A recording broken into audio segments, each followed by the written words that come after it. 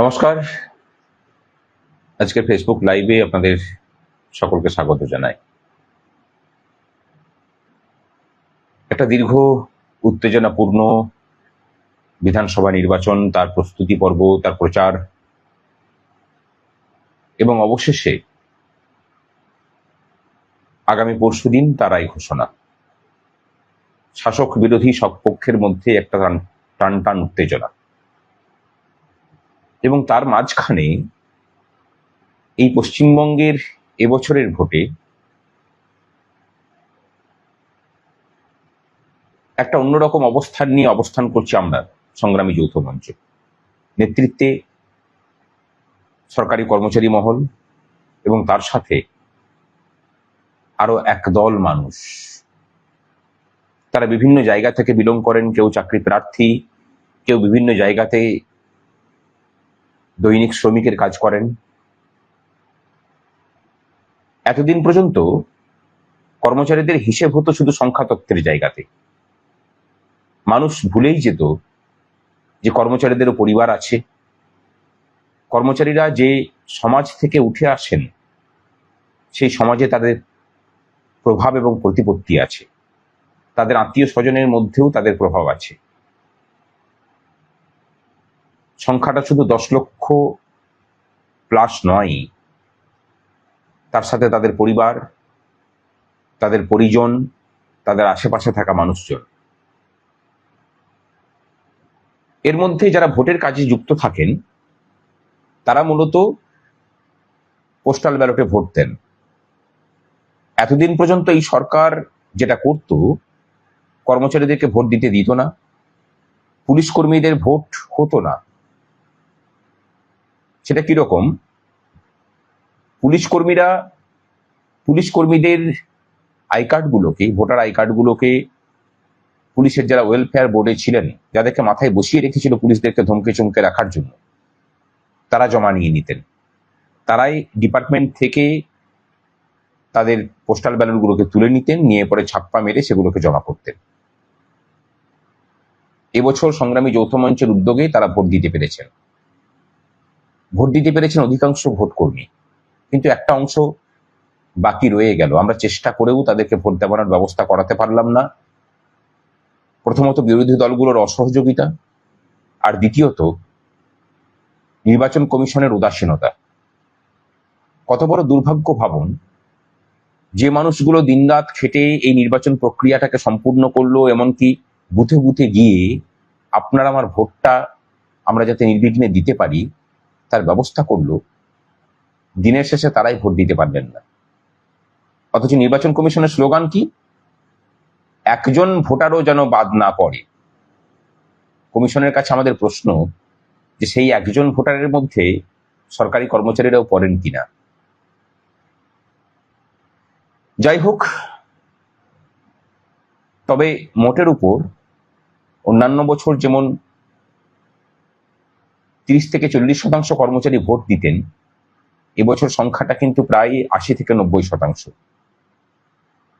এবং তাদের মধ্যে বেশিরভাগটা কিন্তু ভোট জোটবদ্ধভাবে সরকারের বিরুদ্ধে দিয়েছে। আমার মনে হয় যে এই বছর একটা ব্যতিক্রমী ঘটনা ঘটতে চলেছে পশ্চিমবঙ্গের রাজনীতির ইতিহাসে।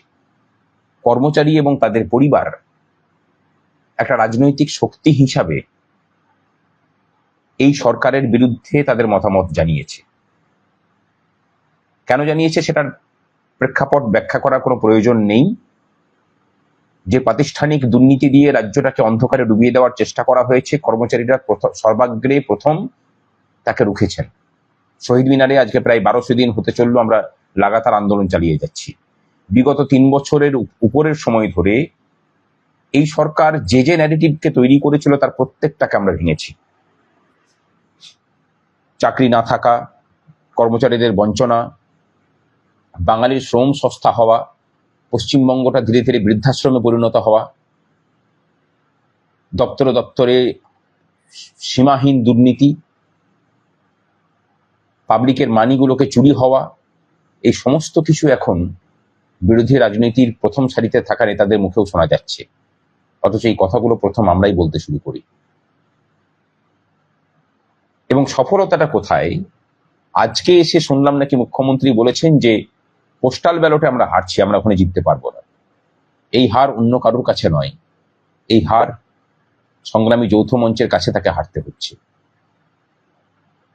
উনি শুধু পোস্টাল ব্যালটের কথা বলেছেন, আর আমরা বলছি শুধু পোস্টাল ব্যালট নয় মাননীয়, আমাদের পরিবার পরিজন, আমাদের আত্মীয় স্বজন, আমাদের পাশাপাশি থাকা, আমাদের কথা শুনে চলা, আমাদের ভালোবাসার মানুষজন, তাদের সবাইকে এই সরকারের বিরুদ্ধে ভোট দিতে আমরা অনুপ্রাণিত করেছি। এবং এই যে দল রাজনীতির বাইরে বেরিয়েও ইস্যু ভিত্তিক ভাবে সরকারের বিরোধিতা করার জায়গা তৈরি হওয়া, এটা ভবিষ্যতেও জারি থাকবে, ভবিষ্যতেও এর অন্যথা হবে না। এই রাজ্যের মানুষের স্বার্থের পরিপন্থী কোনো কাজ কোনো সরকার এসে যদি করে, সবার প্রথম তাদেরকে মোকাবেলা করতে হবে সরকারি কর্মচারীদের। তবে আপাতত ব্যালট বাক্স খোলার আগেই আপনি যে হার স্বীকার করে নিয়েছেন, আপনার মতো দুর্দণ্ড প্রতাপ রাজনীতিকের কাছে এই যে জয়লাভ, এটা আমাদেরকে ভবিষ্যতে নতুন নতুন লড়াইয়ের অনুপ্রেরণা যোগাবে। আমরা যে কথাটা বলেছিলাম যে কর্মচারীদের সাথে লড়াই করে কোনো সরকার আজ পর্যন্ত টিকে থাকতে পারেনি, এটা কিন্তু প্রায় সত্য প্রতিপন্ন হবে। আর তো মাত্র একটা দিনের অপেক্ষা।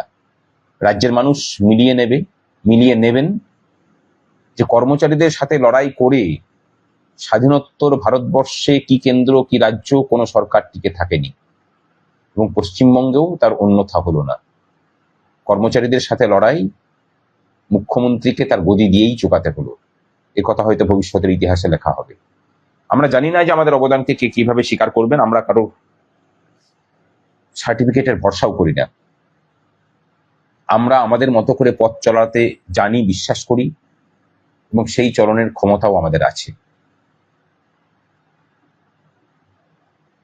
আমরা কারোর পক্ষেও নই, কারোর বিপক্ষেও নই, কারোর প্রতি আনুগত্যও যেমন আমাদের নেই, কারোর প্রতি অহেতুক বৈরিতাও আমাদের নেই।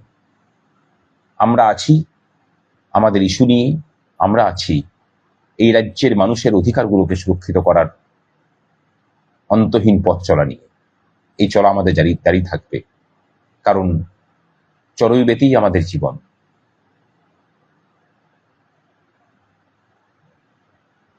রাজ্যের মানুষ নতুন দুর্নীতিমুক্ত একটা রাজ্য পাক, যেখানে তার সন্তান সন্ততিরা উপযুক্ত শিক্ষা পরিকাঠামো পাবে, স্বাস্থ্য পরিকাঠামোর উন্নতি হবে, 50 মিটার রাস্তা চলার জন্য 10খানা বাম্পার পেরোতে হবে না, অর্থনীতির প্রগতি হবে, নতুন নতুন শিল্প কারখানা হবে, এবং আলটিমেটলি আপনার আমার বাড়ির মহিলারা সুরক্ষিত থাকবেন। রাজ্যের প্রত্যেকটা মানুষ দলমত নির্বিশেষে, ধর্মমত নির্বিশেষে একই ধরনের প্রশাসনিক ব্যবস্থার সম্মুখীন হবে রাজ্যবাসী, এই আশা রাখছি আমরা। ভালো থাকুন, ঐক্যবদ্ধ থাকুন, এবং রাজ্য জুড়ে শান্তি বজায় রাখুন। আজকের মতো এটুকুই।